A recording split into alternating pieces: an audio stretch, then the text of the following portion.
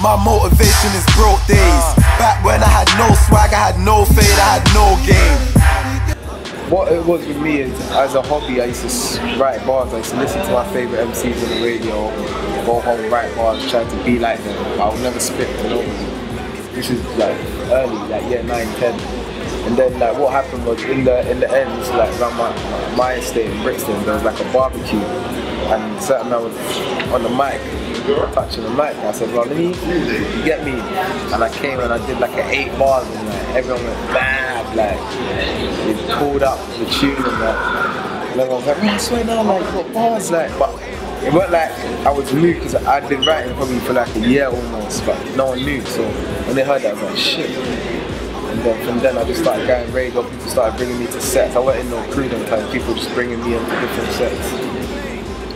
And yeah, that was like the garage era. This is like early, probably mid 2000s, like 2004, 5, or 6 or whatever. And then what happened was I started going to raves and radio sets and doing shows with NWA, which is what was Big Nasty, as you know now. That was like his crew back in the day. And I was over there for some time, but it just wasn't, it was a hobby at the same time, but at the same time I didn't feel like I was getting taken that serious, and I felt like I was better than I was. So I just said, no, me neither anyway. And I just started getting into trouble and doing dumb shit anyway on the road. So music was like MIA for about 3-4 years. I just weren't involved. So then 2009, I got with Carnes, who was one of the older boys from my school, and he made beats. My cousin took me there, and he was like, yeah, this guy, he wants to rap with me. We just started making tunes, and before you knew it, we made like a whole mixtape. It was like a month. We put that out. It was called Teflon. And that was like a mix. I was still had my grimy way, so I spat on rap beats kind of fast, and I didn't really know my flow. And then because like I'm a fan of old school hip hop, I started telling Carnes that I wanted more beats with samples and pianos and all this type of stuff, and I didn't really want the loud bassy shit. And then with that we ended up doing GMT, Romantic, the mixtape, because all the beats just sounded like a thing of the past for me. It made me feel grown, even though I was probably like 18, 19 at the time. It made me feel like the music had more credit to it, had more meaning, so we put that out and that just blew up. Them times that we did, YouTube wasn't too big, and neither was social networks, apart from Facebook. Not even Facebook, I think it was MySpace sometimes. And we literally had to go out there with our mixtapes. I was lucky because I was going to like Dark and Cold, which was like a hat shop, and I was going there with my mixtapes, doing sale or return, like giving them my mixtapes, coming back, whatever they sold, they give me a cut or whatever they did, give back to me. And like within like a month or two after GMT coming out, I was going there with 100 mixtapes at a time, and I just get my money up front because the power was getting me. And that just blew me up. Like people wanted to put me on DVD, people wanted to shoot videos for me for free, and it was mad, you get me? And then after that I started saying, you know what, I can make some money off this whole little rap thing if man's serious. You get me? That's when I just started going ham, putting videos on YouTube all the time. But times there, what time period are we talking about then? It's like 2010, 11. Yeah. And we wasn't doing, well, I did my first rap show in 2012. So we wasn't doing shows getting money. Like now, I was getting money. Like I get quite a bit of money from doing live performances. But back then, we weren't doing live performances. You have to understand, the only money was from selling mixtapes. And like, I made a little bit of money. Like me and Carnes and Blaze was doing numbers, mixtape money, them times there, innit? But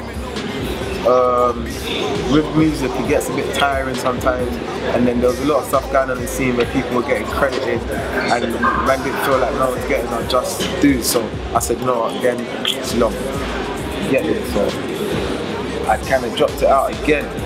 This is like 2013, early. I didn't do no music the whole of 2013. I released like one track, the Pound Cake freestyle.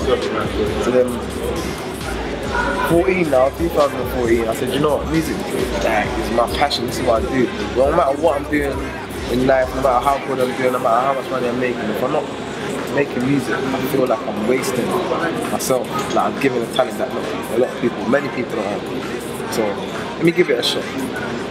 And I made the Renaissance. It was a time where I feel there was change that was needed. So the name Renaissance alone was like a big deal for me, calling it like it was like a time for change in the way of art, the way things are done, the way things are portrayed and put out to the people. And that charted and went 22 in the independent charts, album charts. I'm talking signed artists below. That's all that was in there when I was in there, and I went 22. So that was a big achievement for me. And even then, I didn't feel like a lot of people raised their brows to it enough. So there we are. And the music will win at the end of the day. Like good music will always win. Like you get your gimmicks and you get your people that are good for what they're good at, and I understand that and I get it. But I always think real music will win at the end of the day. So I'm just going to try to make better music, and I'm going to try to market it in a way, because that's where a lot of people go wrong, and I'm one of them. I put my hand up and say that marketing isn't always the best.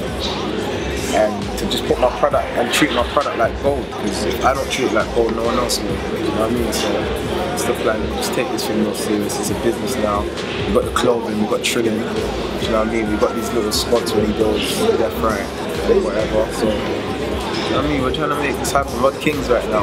Everyone in the scene from South London, especially where I'm from, because we don't get opportunities much. So everyone that's putting on right now, Rod Kings, you get me? Like, we need to treat ourselves with that respect, so people can follow and not follow the badness, follow the good side and see what we're trying to represent, and we can get something out of this money. That's where we're from. I come from. You get me? The housing estates. You get me? No one really major things where I'm from, so it's a good look. Things working out, I'm okay. My old girl wanna work it out. I said no, baby, okay, it's okay.